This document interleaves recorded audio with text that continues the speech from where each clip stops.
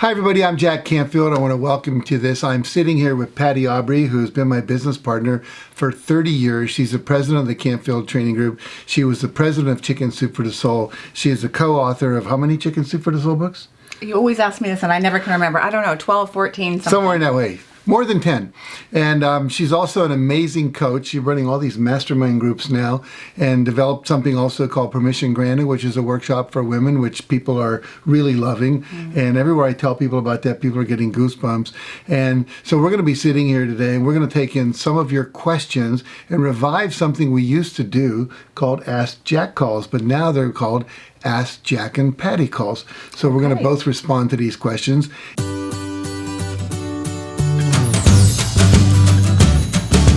So this first question is going to be all around creating more success and fulfillment in your life. Okay. All right. And so getting really clear on your visions and your goals for the coming year, because 2020 is coming up and 2020 is going to be, we're going to see it everywhere.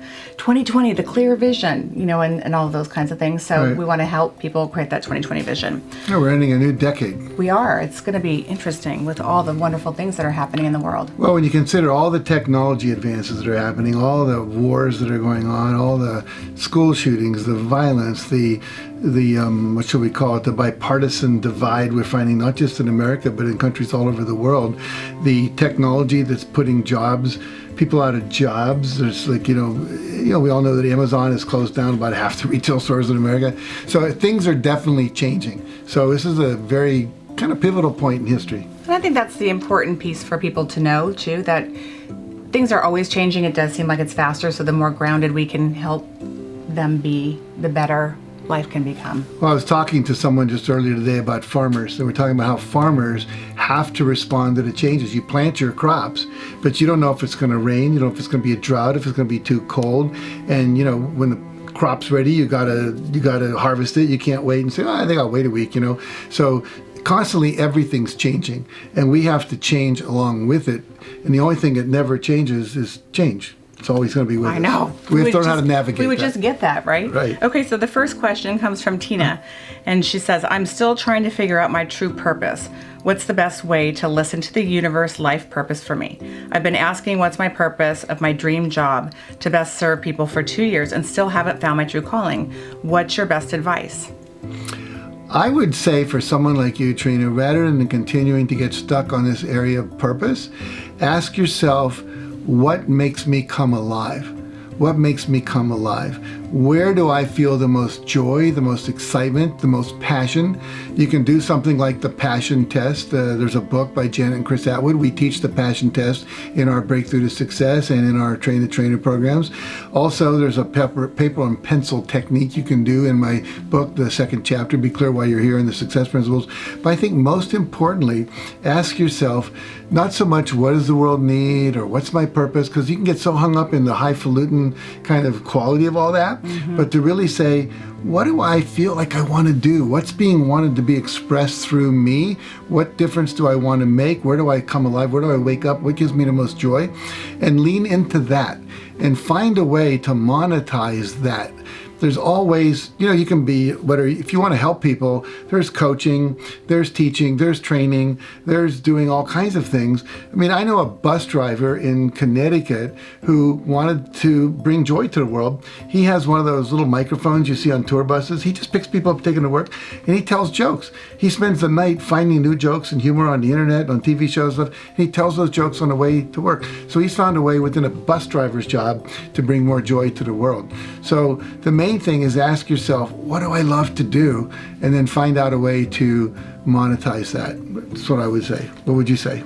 I would say a lot of what you said, but I'd also say lots of times we get stuck in what we think. We're trying to make our purpose hard and we're trying to complicate it. So the other piece of that puzzle that Jack just talked about is what is effortless for you. What do you already do naturally? Good point. And so one of the things that Jack did really well when we first started out was he loved to aggregate content.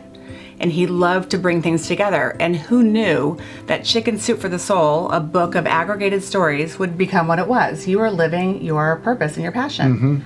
And I like to joke because I say to lots of people, it's, you know everything and I know everyone. And what I love to do was to connect people And I struggled for years and years about what's my purpose. And that was really connecting the different pieces together to bring people together to have them have this experience with us. Not really knowing that and really struggling and suffering for a long time.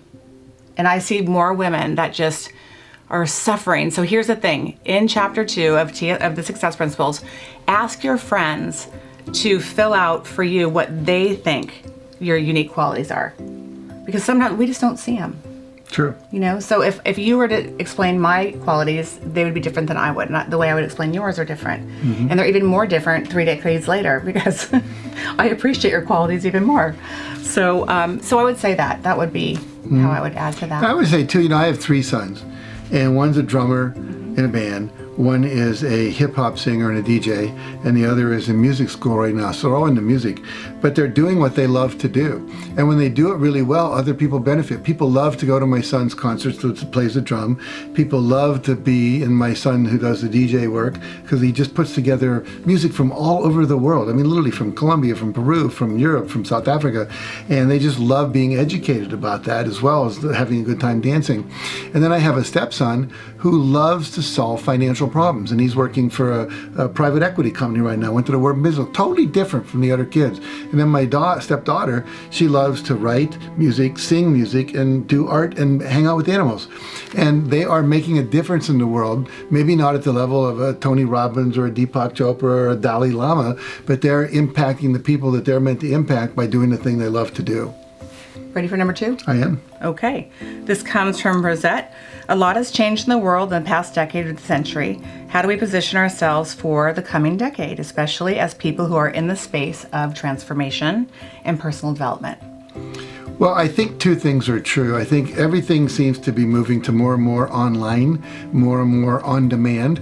So like when you look at our Train the Trainer program online, people can watch that at 3 in the morning. They can watch it in Uganda, in Yemen, in Pakistan, in South Africa, on demand. And the idea is I think we all have to be doing what we do online as well as live. I think there's certain things you can't hug someone online. There's certain kinds of things that happen in a room where all that energy is aligned. You know, John Hagelin said the power of an intention is the number of people holding the same, it's a square of the number of people holding the same intention at the same time. So if you get in a room of 400 people who are committed to opening their hearts, going for their dreams, there's something magical about that. So I do think we should continue to do live work. I think people are getting to a place in the human potential world where they've got the basics. I know I'm supposed to set goals. I know I'm supposed to, you know, believe in them. I'm supposed to use affirmation, visualization, all that. But where the rubber meets the road is the kind of thing you're doing. You're doing these mastermind groups with all these mostly women, not only women, and you're kind of drilling down that, well, how do I apply it to this situation? How do I apply it to this unique niche, to this unique, you know, reality in the world right now? And I think a lot of work's going to be that unique application. Talk to it from your point of view because you're working with all these people in those kind of groups. So I would say, how do we position ourselves in this decade? I would say position yourself as who you are.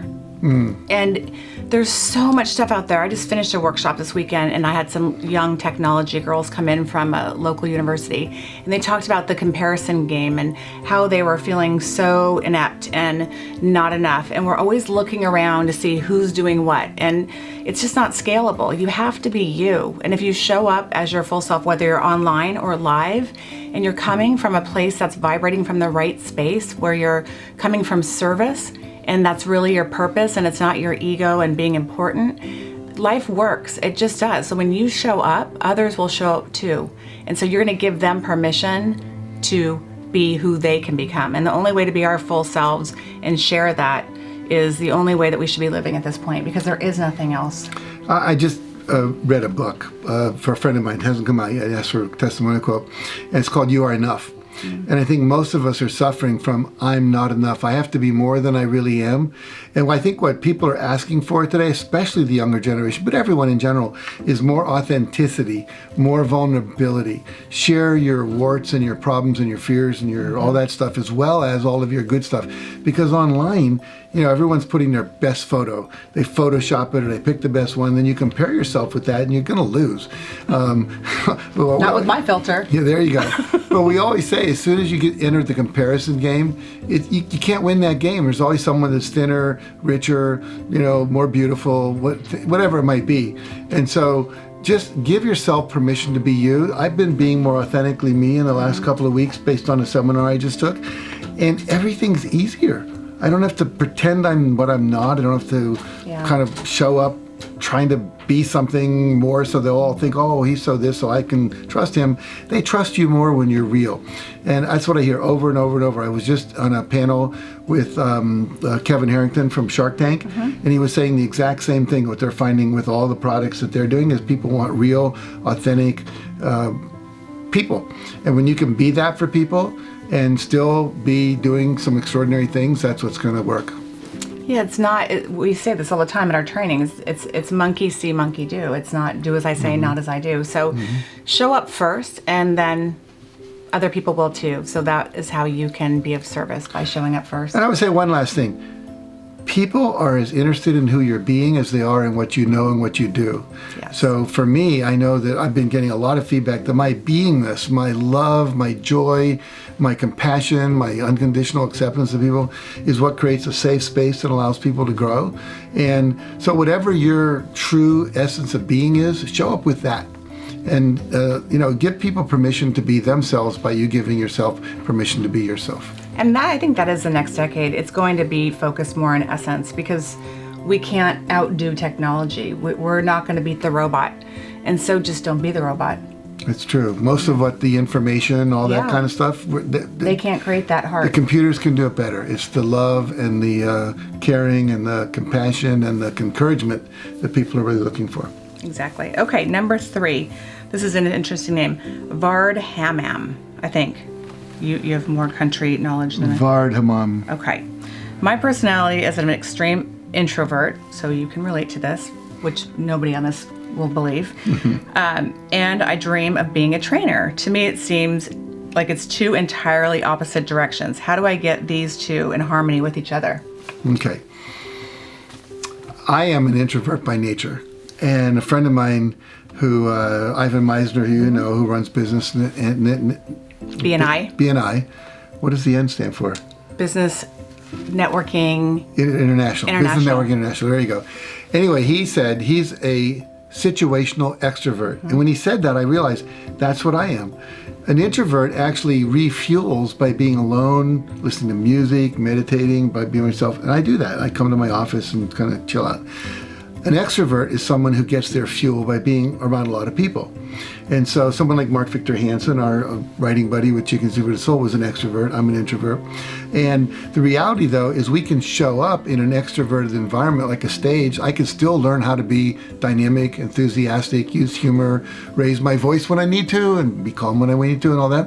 So introverts can be what we call situational extroverts and go out there and teach. And there are a lot of introverts, like Tony Robbins seems to be an extrovert to me. Brendon Burchard, they bounce around the stage. I don't do that. Mother Teresa didn't do that. And so she didn't need to do that. She just needed to be there and be present with what she was. So just be yourself. You don't have to become like someone else to be successful. You can be calm, you can be quiet, you can be deep and profound, and be a very good trainer. Well, and to just add to that, if you do want to be a trainer, just really be aware of the fact that you are that. I was just at a weekend I can pretty much go and go and go, and then I need to go and be alone. Mm-hmm. And I had other people there that didn't have as much of that extrovert side. Mm-hmm. And if you don't give yourself that space, you'll melt down. So if you are that introvert, go do the work, and then give yourself permission to really just go hibernate. I might Netflix, you sharpen pencils, I don't know, whatever you like to do, the more positive the better, the more healthy the better, whatever it might be. But it's okay. So you can be both. And I would say that it's actually a good thing, because the people that I do know that are more introvert than extrovert typically are better trainers at the end of the day. I think so too. And you will attract perhaps a different person than Tony Robbins or someone like that does. They'll be attracted to someone who's more dynamic. Someone else will be attracted to someone who's more calm and peaceful and more introverted. And that's okay. So you're not going to be all things to all people. Just be you, and you'll attract the people who need you to take them to the next level. Good answer. Okay, 4 from Luisa. I'm working on my goals for next year and realize I've been working on the same goals for years. I'm really discouraged and wondering if it even makes sense to set goals anymore. I obviously don't follow through. Do you have any advice? Yeah. I think sometimes you may be setting goals that are shoulds instead of wants. I find that people that set the same goals year after year after year, some parts think they should do that, but they don't want to do that. So you want to set goals for the things that you want, not things you think you should want. The other is there's probably some limiting beliefs you have that are undermining you without your knowledge, that are keeping you from achieving what you want, because deep down some part of you might be afraid if you got it, there might be some negative consequence. There might be some belief you have. I'll just give you a quick example. We have been working on this book about this, and there was a woman who wanted to be an Olympic athlete, and every time she would compete, she wouldn't do as well as she did in practice. And when she went through this process called identifying and releasing blocks, or also called the Heart Freedom Method, she discovered that when she was little, her parents, her mother, would hide her medals, her trophies, and her ribbons. And she said to her mom, "Why?" And she said, "Because when you win these and bring them home, it makes your brother feel bad about himself." So she decided at an early age, when I win, I make people I care about suffer. And so now here she is in her 20s and competing at a high level, and unconsciously, not knowing she made that decision, but it's stopping her from winning. When she realized that and redecided it, because you can do that, she started winning her events, breaking records, and doing all of that.